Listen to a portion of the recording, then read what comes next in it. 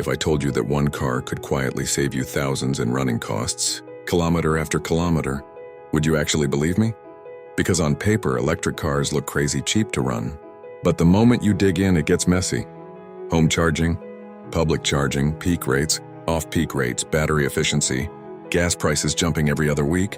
It's no wonder most people just give up and stick with whatever they already drive. So in this video, I'm going to make it stupidly simple. We're going to compare cost per kilometer. Am I wasting money on fuel? Or does an EV genuinely put cash back in my pocket? Welcome to EV Guide, where we turn EV confusion into clear, data-driven decisions. Let's start with the only question that really matters. How much does it cost you to move 1 kilometer down the road? For a typical gasoline car, the answer is surprisingly boring.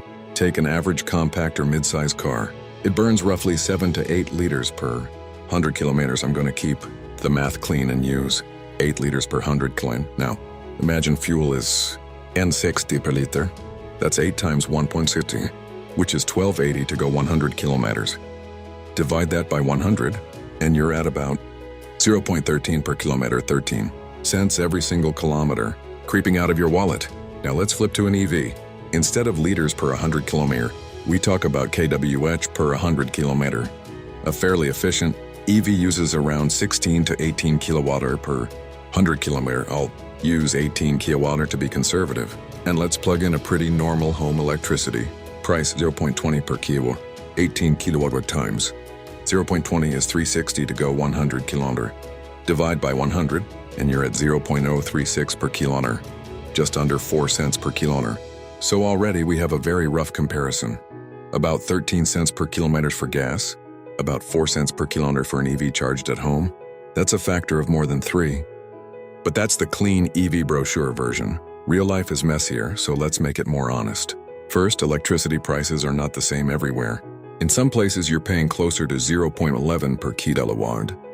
In others, you might be paying 0.30 or even more. So watch what happens when we slide the electricity price. Same car, 18 kilowatt per 100 kilometer. At 0.11 per kW, 18 times 0.11 is 1.98 per 100. That's basically 0.2 per kilometer, 2 cents.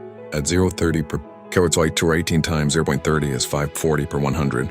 And then that's 0.054 per kilometer, just over 5 cents. Even in a bad electricity region, that's still far below the 13 cents per kilometer we saw for gas. You'd need seriously expensive electricity and a really inefficient EV before those lines even start to cross. But here's the twist nobody puts on the front page. Most EV owners do not charge 100% at home. Public level 2 chargers often cost more, like 0.25 to 0.35 per kilowatt or DC. Fast chargers can push even higher. So let's say you're mixing it. 80% of your charging at home, 20% on public networks. We'll keep home at 0.20 per kilowatt and public at 0.35. Our EV still uses 18 kilowatt per 100 kilometer. Home portion first, 80% of 18 kilowatt is 14.4 kilowatt at 0.20, which is 2.88. Public portion, 20% of 18 kilowatt hours is 3.6 kilowatt at 0.35, which is 1.26. Total cost per 100 kilometer, 288, plus 1.26 equals 4.14.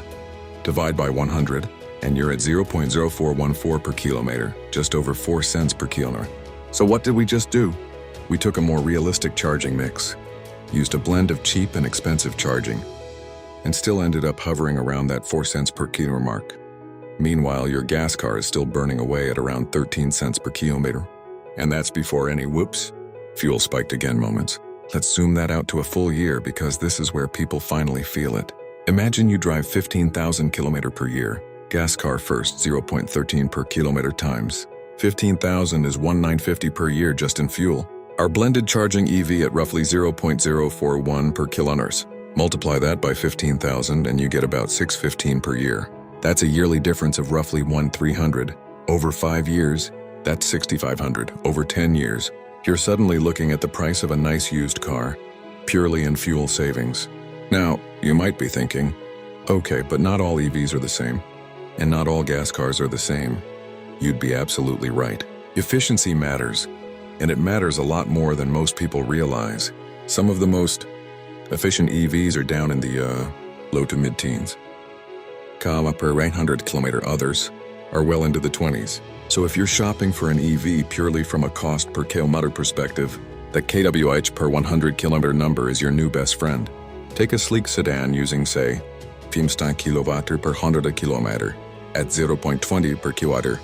That's 3 per 100 kilometer, 0.03 per kilometer, 3 cents. Now compare that with a chunky electric SUV using 23 kWh per 100 kilometer at the same electricity rate. That's 460 per 100 kilometer, 0.046 per kilometer. It's still cheaper than gas. But look at the relative jump, from 3 cents to almost 46 cents per kilometer. Over 15,000 kilometer. That difference alone is about 40 per year between the efficient EV and the thirsty EV, just in electricity. So inside the EV world, efficiency still pays. And there's one more angle we need to layer on. Fast charging. If you rely heavily on DC fast chargers, your cost per kilowatt can creep up close to what some people pay for gasoline. That's why road trip charging bills often feel ouch, even though daily driving is cheap. The magic of EV savings really comes from regular, predictable home charging. So if you're planning your next car, one of the smartest questions you can ask yourself isn't just EV or gas. It's where will I actually be charging most of the time? If the honest answer is mostly at home, overnight, you're setting yourself up for those 50-70% fuel savings.